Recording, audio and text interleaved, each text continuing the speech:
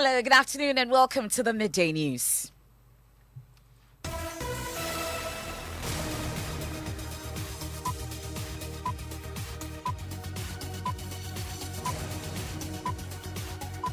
The news is live on Joy 99.7 FM here in Accra. It's also live on Love 99.5 FM in Kumasi. We're on Sun City Radio in Keta, also streaming live on Facebook and over 30 affiliates across Ghana's 16 regions, including Radio Justice in Tamale, ATL FM in Cape Coast, Dreams FM in Bolgatanga, Kekeli Radio in Ho. For our digital outlets, it includes my Joy99.7FM app and Spotify. In this edition, Parliament renders unqualified apology to Ghanaians over yesterday's near fisticuffs of approval or otherwise of the 2022 budget. We apologize for what may not sit well with people.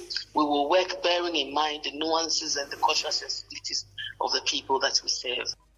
We'll hear from the Director of Public Affairs, Kate Ado, who is assuring of ongoing talks to address the impasse. Also, Minority Leader says his side has no interest in jeopardizing the working of government, but warns they will stand against any illegality. That we mean well, because the economy of this country certainly should not collapse on any of us, not even on President Nana Akufo-Addo.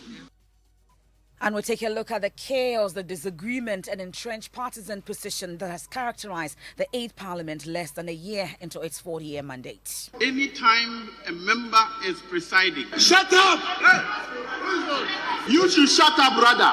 Who was that? Can the measure find that person and work him out?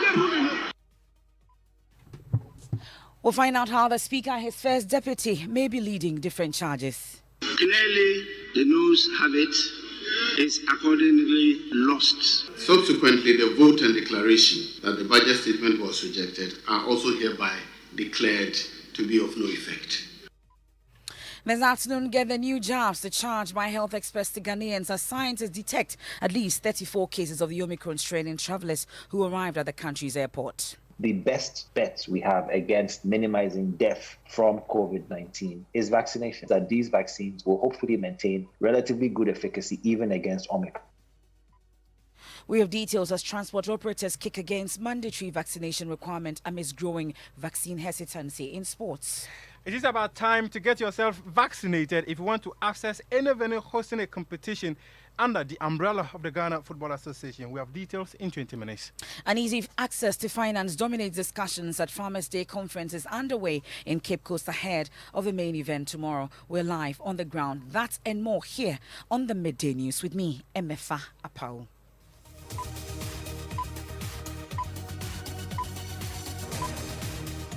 Many thanks for choosing us. We are your home of independent, fearless and credible journalism.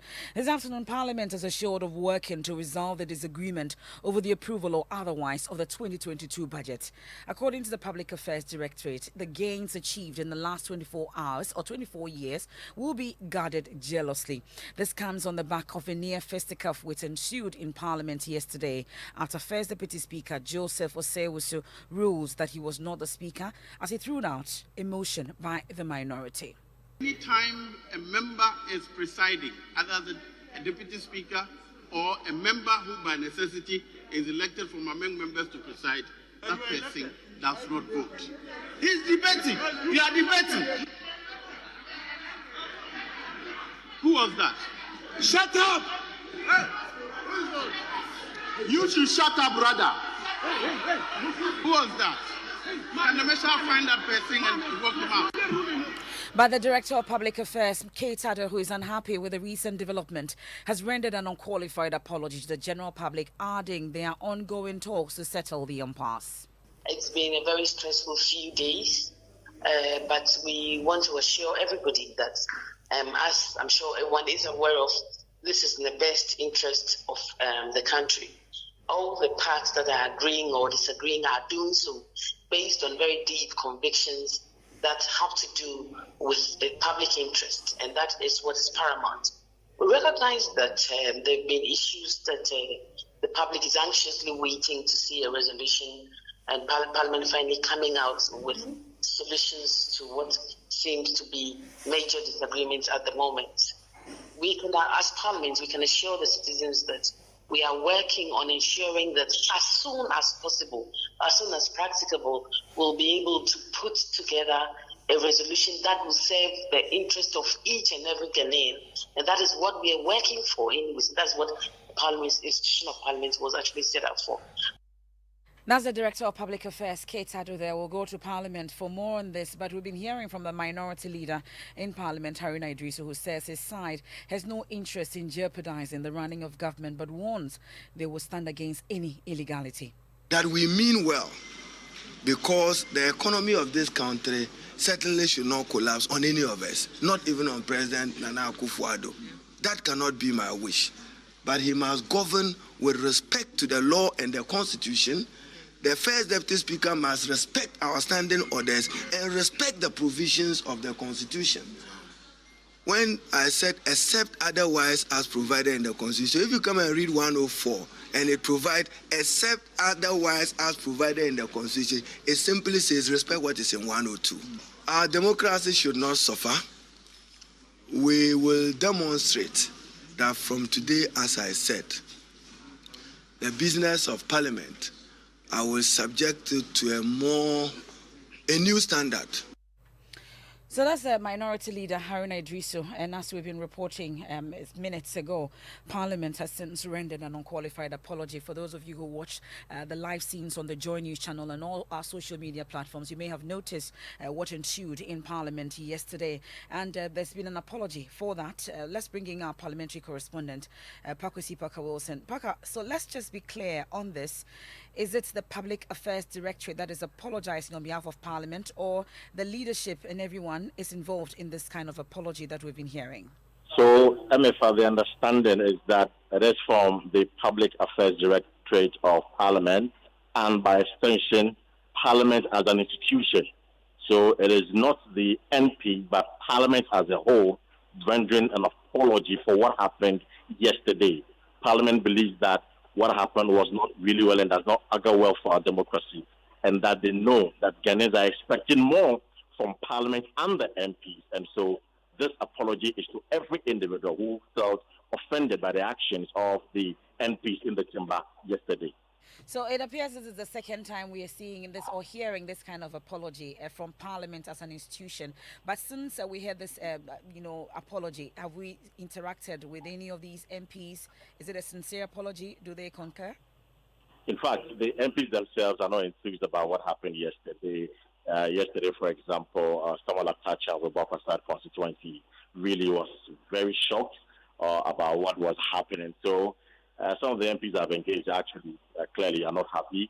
MFR this afternoon, we are learning that the MPs themselves have put together a 20-member committee, 10 from each side of the House, so 10 from the NPP, 10 from the NDC, to deal with the situation and, of course, going forward, ensure that what happened does not recur.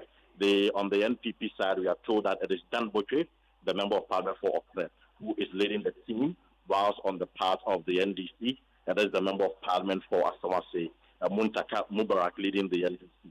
So let me just take you through some of the names you have from the NPP side. So Damboche Katie Amon, Patrick Boama, Patricia Pede, Lydia Al-Hassan, Afanyo Makin, Habibi Juice, Frank Anodompret, and Joe Gatti. And from the NDC side, we have Muntaka, Roxanne Nelson Dafemepo, Sam George, James Agaga, Kobna Minta Kando, Richard Champo, and Ahmed Ibrahim. In fact, it includes Comfort Doyo Ganza. And I asked the specific question why the two leadership, that is Haruna Idrisu and Cheme Sabonsu, were not part of this particular team. The understanding is that, well, they led the initial team, which did not really yield the expected result, and that is why they have selected members amongst them to ensure that the result doesn't pass. Okay, but does it look like Parliament will actually have time to actually consider the estimates amongst others today? They are very convinced that today the 20-member team will be meeting. In fact, it is likely that Parliament will just come to say the prayers within about 10 minutes. They will adjourn proceedings for next week so that the 20-member team will use Friday till next week to address the concerns. And so they are confident that by next week, when Parliament resumes, they will have a very clear direction and what to do. And from there, they can go into the budget estimate and consider same.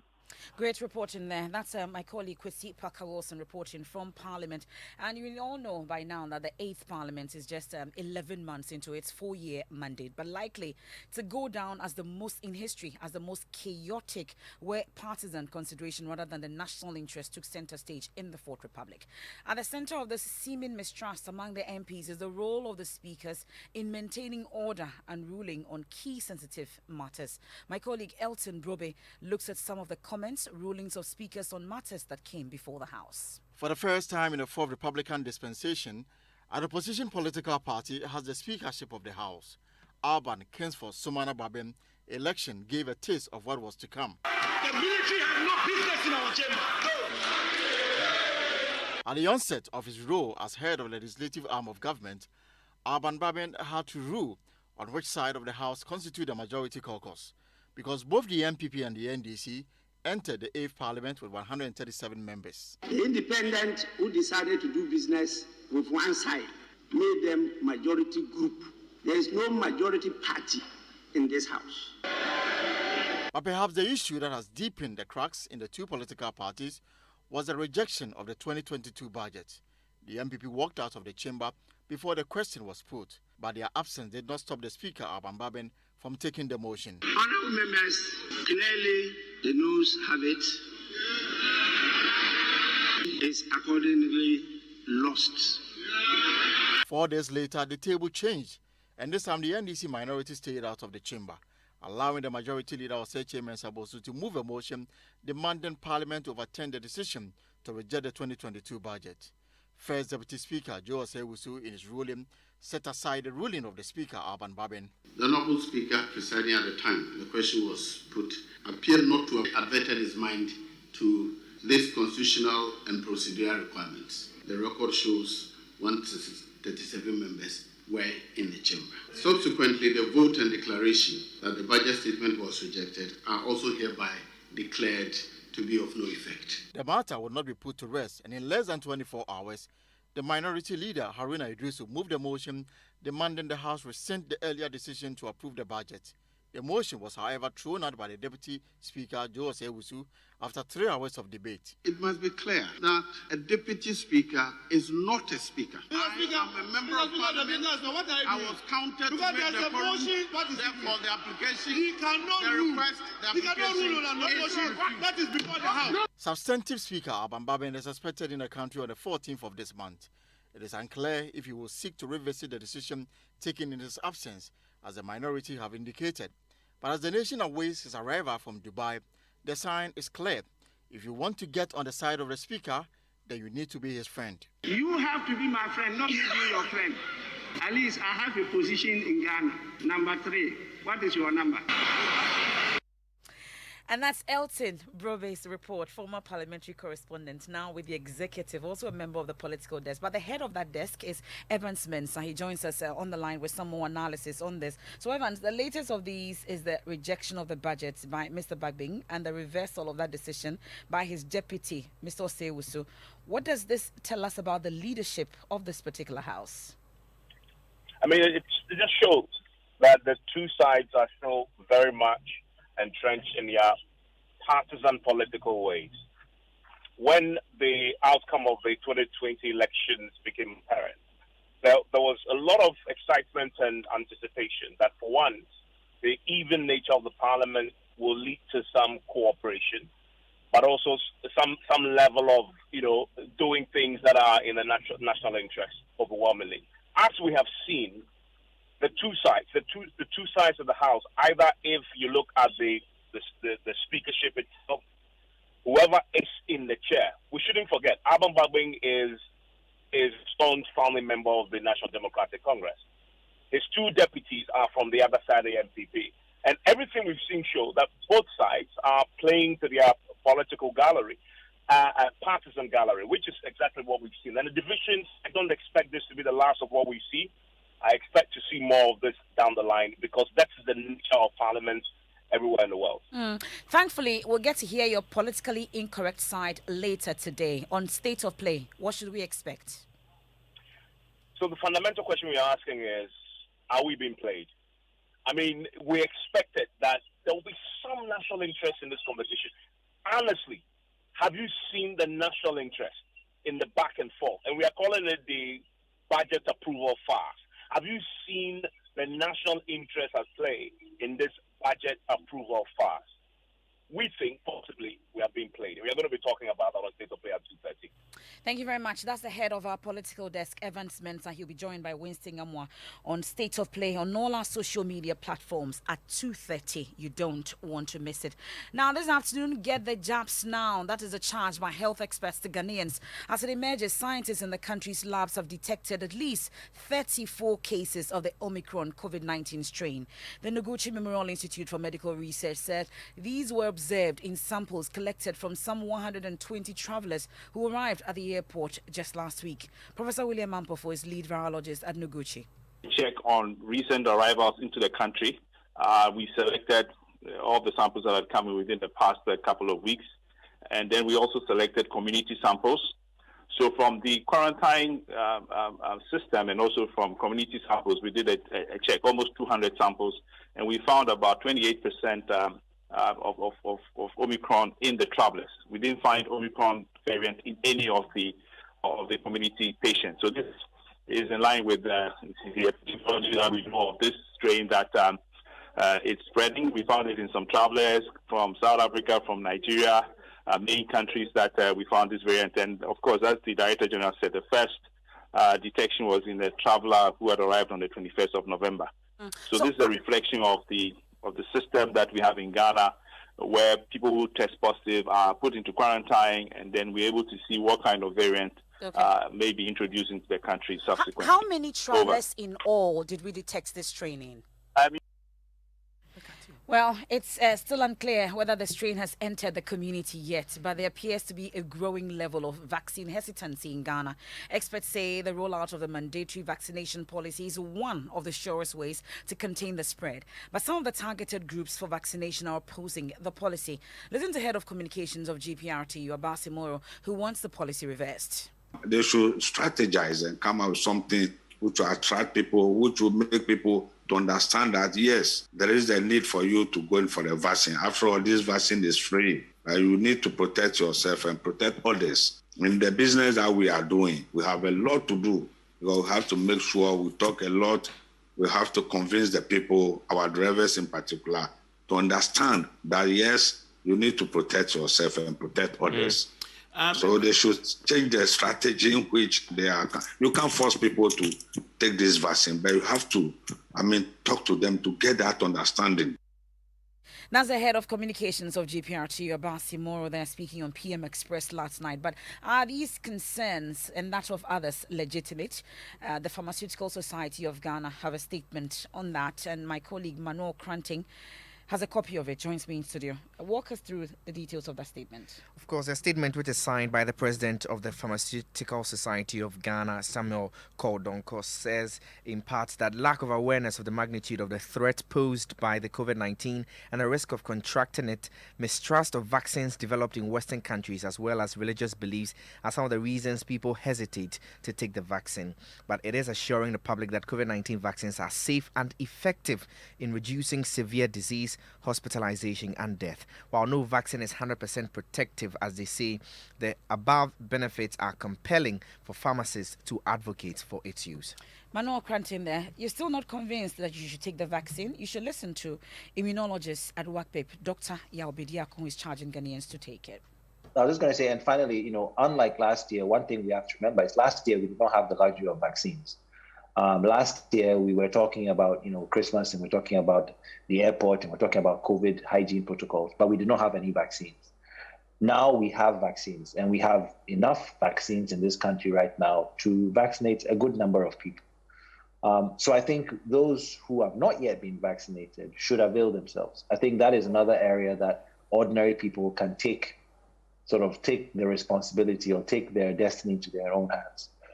If you're not already vaccinated, to get vaccinated, because to be honest, all the protocols and all the testing are preventative measures, but the best bets we have against minimizing death from COVID-19 is vaccination.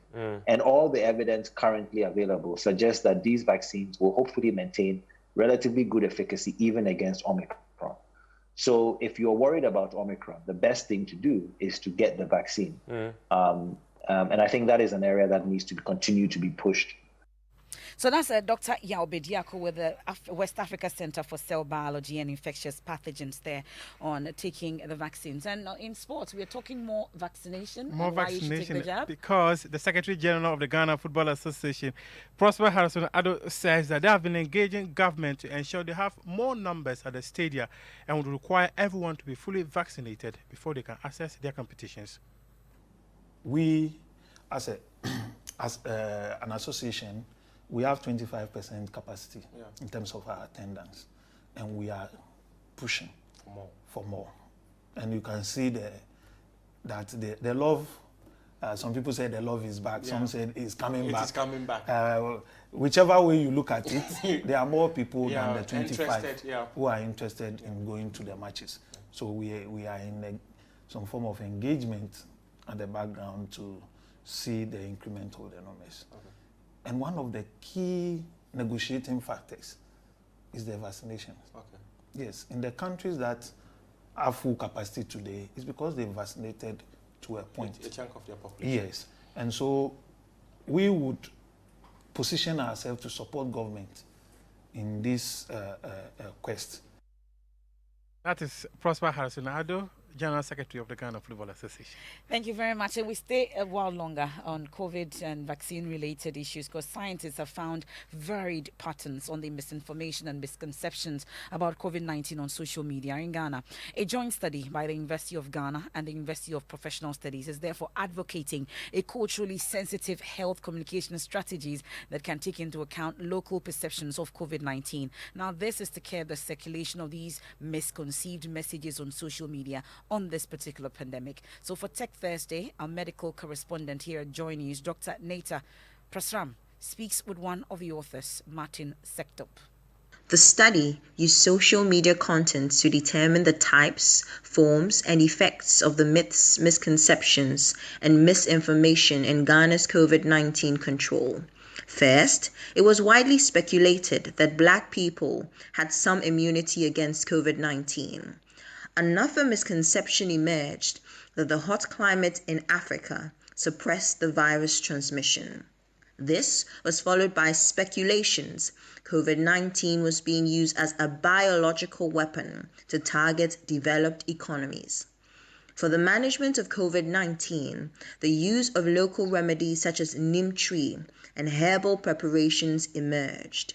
Myths about the efficacy of locally manufactured gin, akpeteshi, and hydroxychloroquine as prophylaxis led to abuse of such substances. The results obtained revealed that the misconceptions and misinformation about COVID-19 have indeed evolved. It is possible to address some of these problems of misinformation when we decide to reflect on our own culture, open our minds to sensitive communication and strategies. Martin Sektop there, ending Joy News medical correspondent Dr. Neta Prasam's report.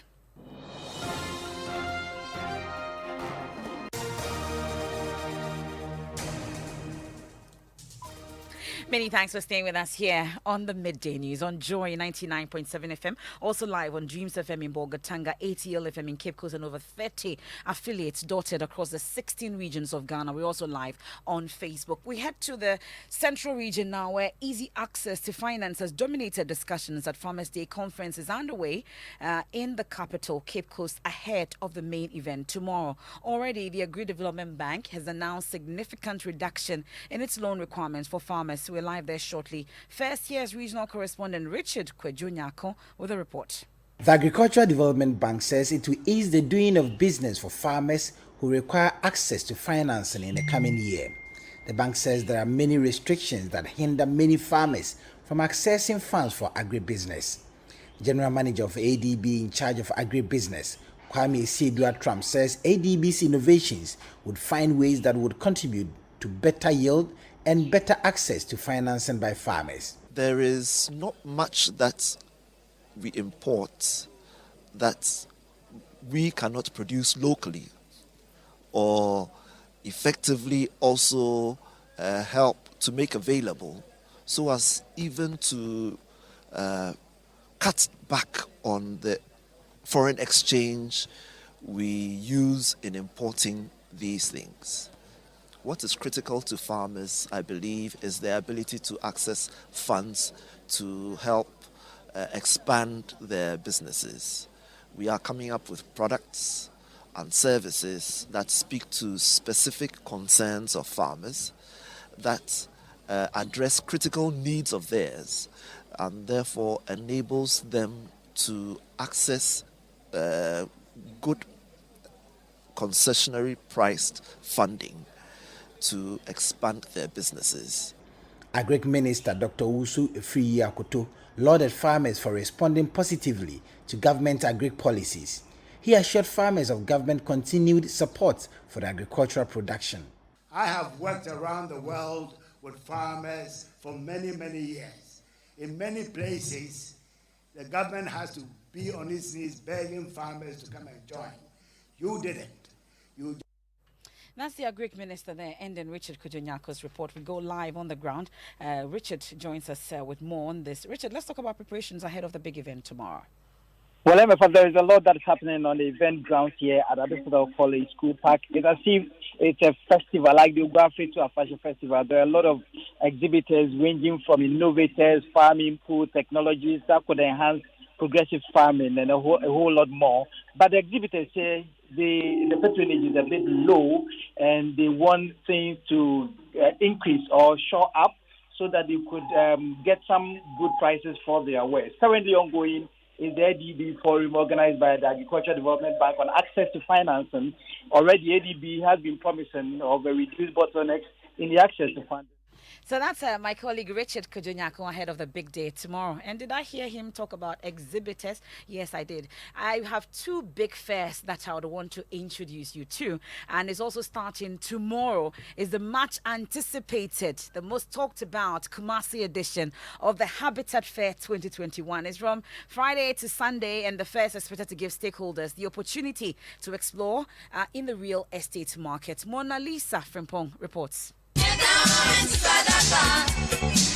The Habitat Fair is expected to attract thousands of prospective homeowners. High Street Enterprise has assured patrons of reduced and affordable products. Rexford Probe is director. We use infrared technology to detect anomalies on your roofing sheets. So we are offering mouth-watering promotion, because we want everybody to appreciate the power of technology when it comes to even roof inspection. DBS is giving you free installation on all your roofing. All you need to do is to buy the materials, that's the roofing sheets or your trusses, and we will come and install it for you at no cost. We are giving a lot of discounts because of the Christmas promotion and other things. Whatever you're going to buy Kennedy with our satellite, you have something for free. Events and Promotions Manager at the Kumasi unit of the Multimedia Group tells of his preparedness. In fact, the housing deficit in Ghana has become enormous. So we want every Ghanaian to own a house. So that's the Love FM DBS Habitat Fair starting tomorrow. And tomorrow is a holiday and you have some time this evening. Let's meet up at the Junction Mall also here in Accra. Is your Joy Prime Made in Ghana Fair. Exhibiting will be everything made in Ghana. From food to clothing, everything that you need to know about. To bring you more of that. And just before we go, it is one of the busiest towns in northern Ghana. Its dense population and geographical location make it an ideal area for an economic boom. And yet internet access for many of its residents and the lack of technology education equipment in most schools have held dreams for many of its young people. Join Justice Bedu as he takes us to Boko. This town, bordered to the north by Burkina Faso and to the east by Togo, is a mixed bag community for people from all walks of life. And yet, despite its immense economic potential, and like many other areas in northern Ghana, many schools here run without ICT equipment.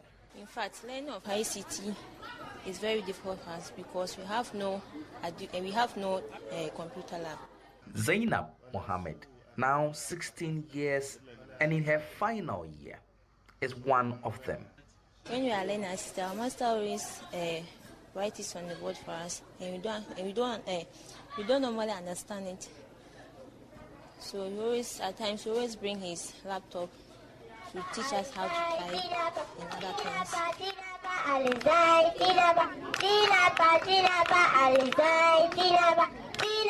Zainab and her mates in the Almiya Islamic School would be lucky now. They have a place to go to for ICT education. Kind courtesy, ATC Ghana. As a technology-focused company, American Tower is very invested to ensure equal access to quality ICT education to everyone.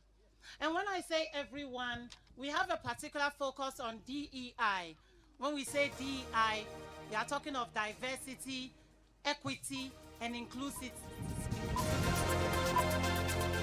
And that's my kind courtesy of ATC Ghana, Justice Bedu there reporting from Boko, ending this afternoon's edition of the Midday News here on Joy 99.7 FM. On myjoyonline.com, Kaneshie District Court rescinds a bench warrant against Francis Xavier Susu. Also, Minority Caucus has betrayed Ghanaians again, joined Akufo-Addo's Kabuki dance. That's according to Martin Amidu. That and more on myjoyonline.com. We have Living Word with Pastor Mensa Otabil coming up next.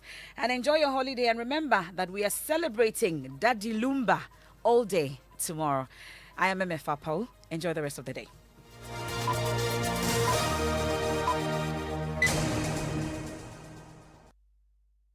Joy 99.7 FM, radio for the discerning listener. When you want it, just Momo it. When you tire for the long queue in the supermarket, just Momo it. And when you really want that beautiful new blouse too, just Momo it. And when you won't get that trim, when you go get fresh to impress